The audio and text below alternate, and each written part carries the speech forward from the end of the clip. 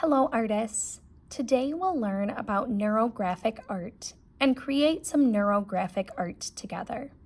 Before we begin, you'll need a piece of paper and something to draw lines with. I really like to use a Sharpie because it creates dark, bold lines, but you could also use washable marker, crayon, pencil, pen, whatever it is that you have handy.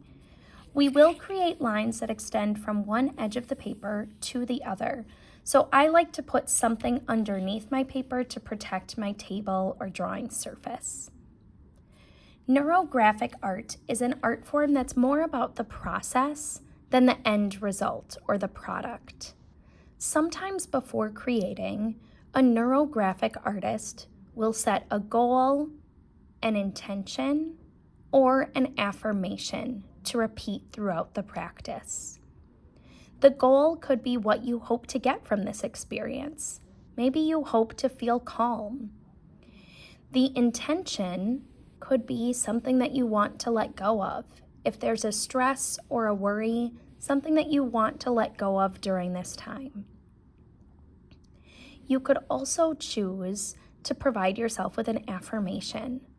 This could sound like, I am kind, or I am creative, something that you'll return to and remind yourself of during this practice.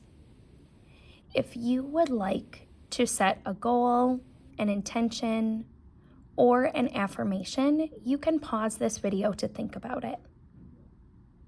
Let's begin.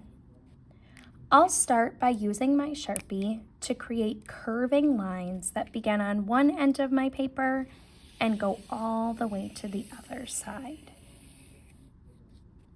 I'll repeat this process so that the lines are intersecting.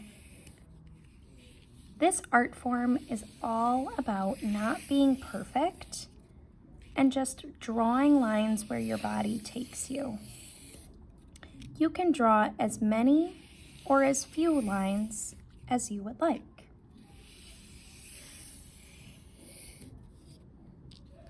Sometimes, as you start a line, you may think of your intention or your affirmation or your goal and remind yourself of that as you continue the line across the paper.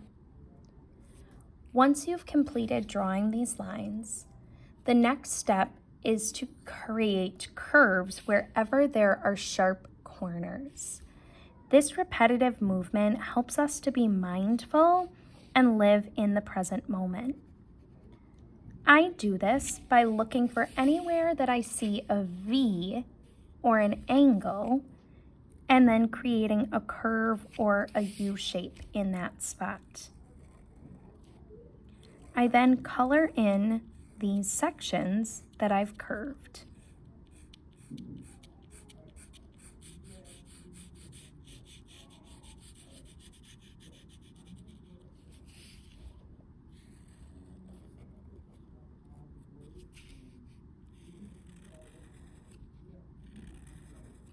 Some neurographic artists take this time to think about their intention or their goal or their affirmation, while others think really deeply about nature.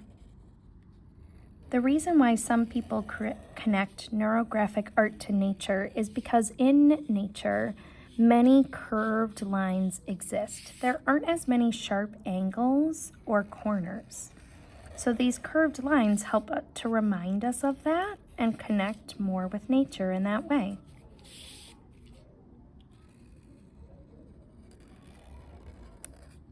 I'll continue creating curved lines anywhere where I see sharp angles or points all across my paper. After you've completed this step, your paper may begin to look something like this. There are no longer any sharp angles, and instead everything has been curved and the lines start to become a little bit thicker. Sometimes when you create neurographic art, you can create a design or a pattern on your paper. Like this one has a heart on it. Today, we just started with curved lines, but this is a challenge you could provide yourself with in the future. You'll continue curving all of those lines. When it gets to this point, you can either be finished with the practice, or you could choose to color in your artwork using marker, crayon, paint, whatever you have available to you. You can color it in different colors in the different sections, or you could do a wash of one color over the entire thing. It's your artwork, so you get to decide. Before you conclude, bring yourself back to your affirmation, your goal, or your intention for this practice. Reflect on how you're feeling once your artwork is complete. Do you feel calm? Do you feel that you've met your goal for what you wanted to get out of this practice? Or maybe you feel refreshed and ready to move on to what's next with your day. I hope that you enjoyed creating neurographic art and that you'll share your creations with us in the future.